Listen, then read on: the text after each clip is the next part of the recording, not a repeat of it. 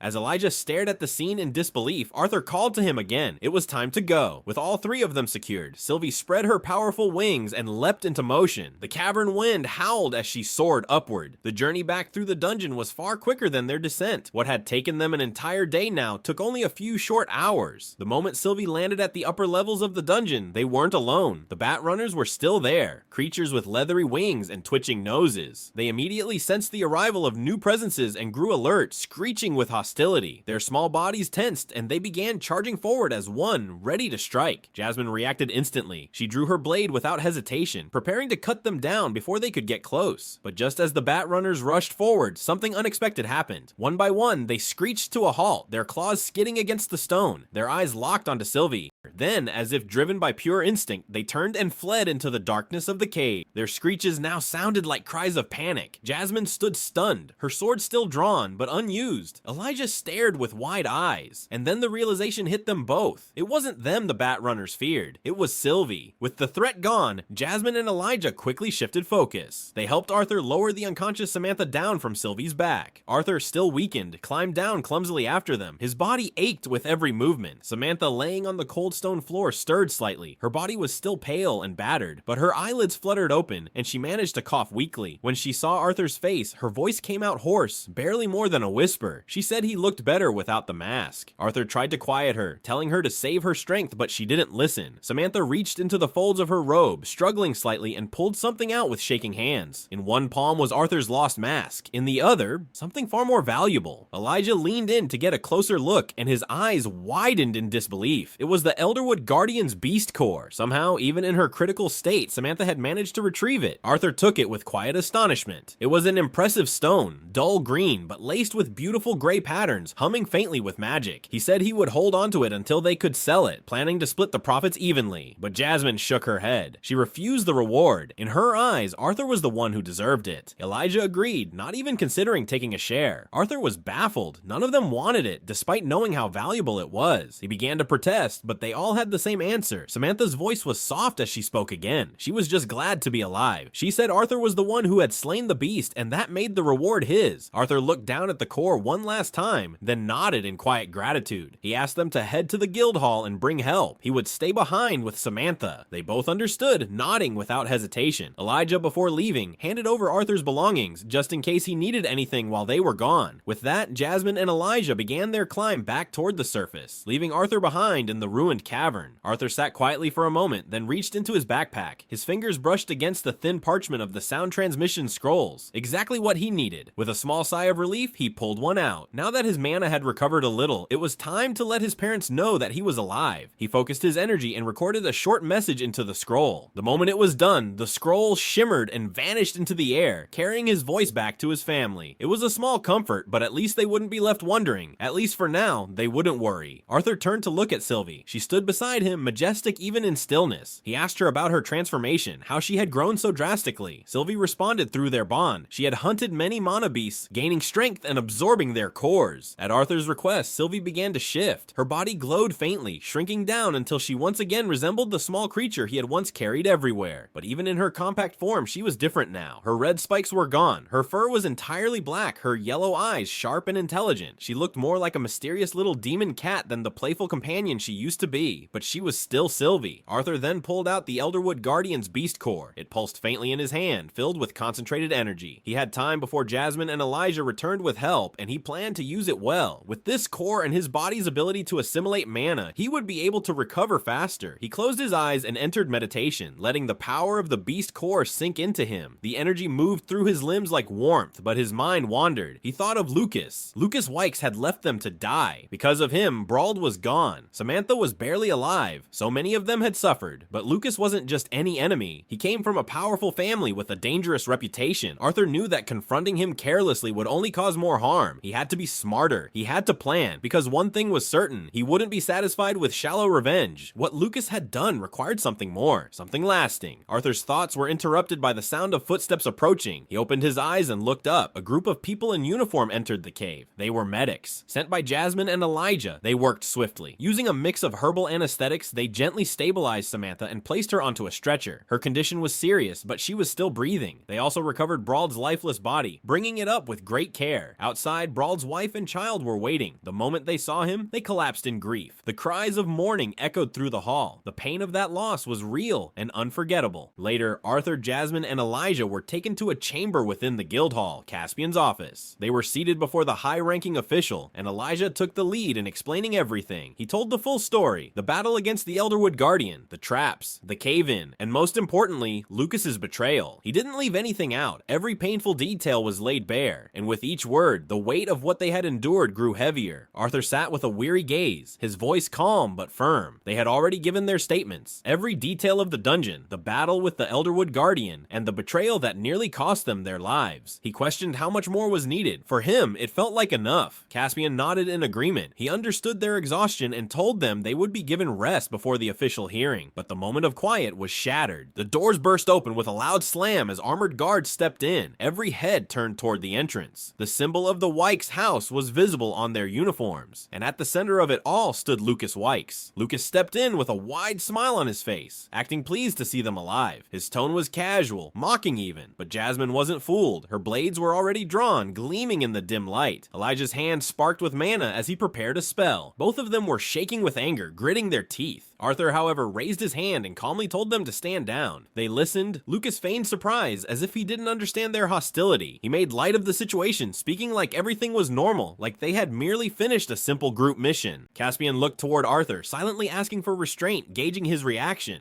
But Arthur didn't flinch. He sat still, completely still, cold and silent. Then Lucas went further. He made a cruel joke about their survival, mocking the idea that they might have had to sacrifice someone. His words stabbed at the raw wounds still open in their minds. Caspian stood sharply, trying to intervene, but Lucas didn't stop. He turned his attention to Samantha, now seriously injured and barely alive, calling her a cripple. Then he smirked and began to mention Brawled, as if Arthur might have used him as a pawn to escape, but he never finished that sentence. A blade flew with such speed and precision that it ripped through the air and lodged deep into the door behind Lucas. It sliced clean through his ear as it passed. Blood splattered across the floor. One of the guards, eyes wide in panic, pointed out the injury. Lucas froze. His hand reached up to his ear, and when he pulled it away, it was covered in blood. The shock registered in his eyes. It wasn't a deep wound, but it was enough. Lucas staggered back, stunned and horrified. Arthur finally stood. He rose from his chair with deliberate calmness. His eyes locked onto Lucas, not with anger, but with something far colder.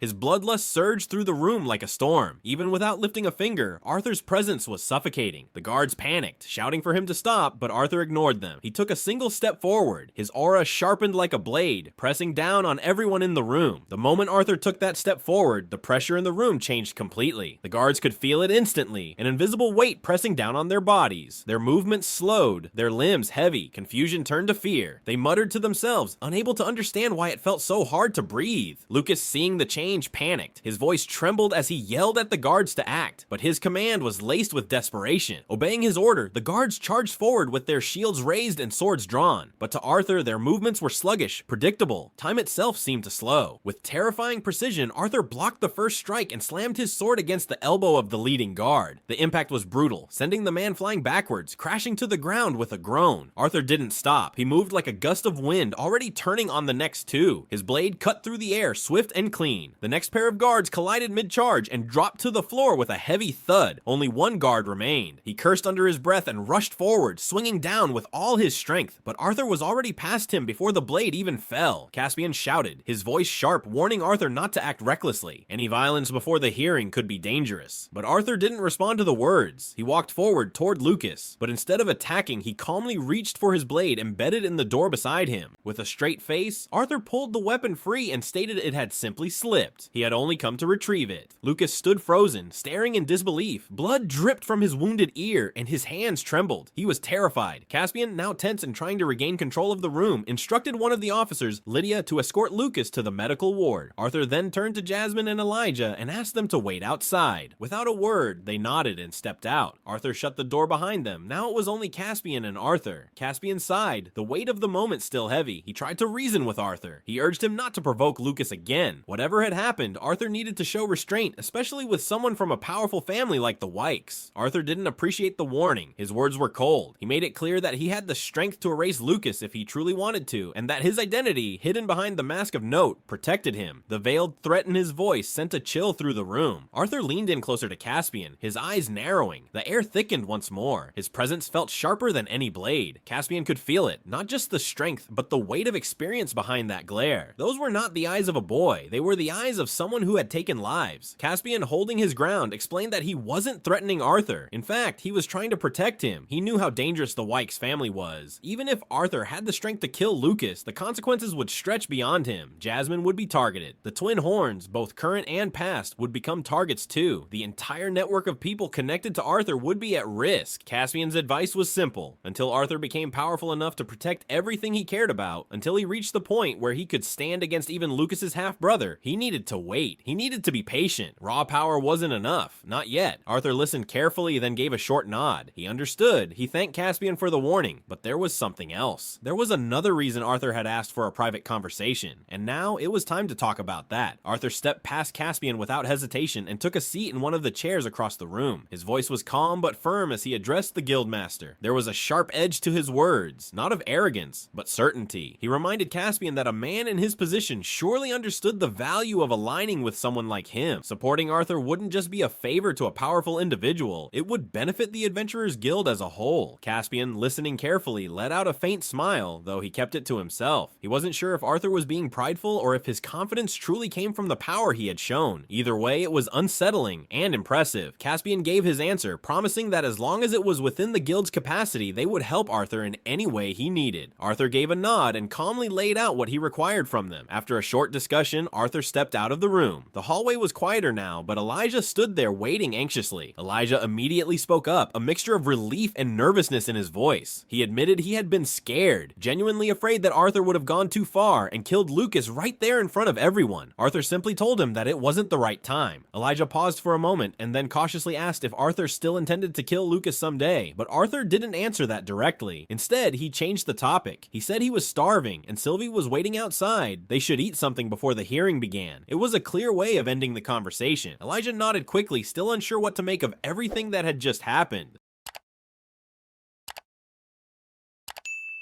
After everything that had happened in the dungeon, Lucas's betrayal, the lives lost, and the danger they barely escaped, some form of justice had to follow. And so, the guild arranged a hearing to settle the matter formally. The trial was held in a small amphitheater-style courtroom, where Arthur sat on one side and Lucas on the other. A panel of elderly robed men, respected figures within the Adventurers Guild, occupied a raised desk at the front. They flipped through their notes in silence, reviewing every detail of the incident. The air was heavy with tension. Finally, the tallest judge among them stood and addressed the room. On behalf of the guild and the judging panel, he announced the decision. Lucas Wykes was officially stripped of his A-class adventurer rank. The reason, sabotage and endangerment of fellow party members during an official dungeon excursion. Furthermore, Lucas was now banned from re-enlisting as an adventurer until the guild decided otherwise. Without much of a fight, Lucas handed over his enchanted identification card. The cold finality of the sentence settled over the room. Arthur watched quietly, his thoughts bitter. For all that Lucas had done, leaving them to die, triggering the cavern collapse,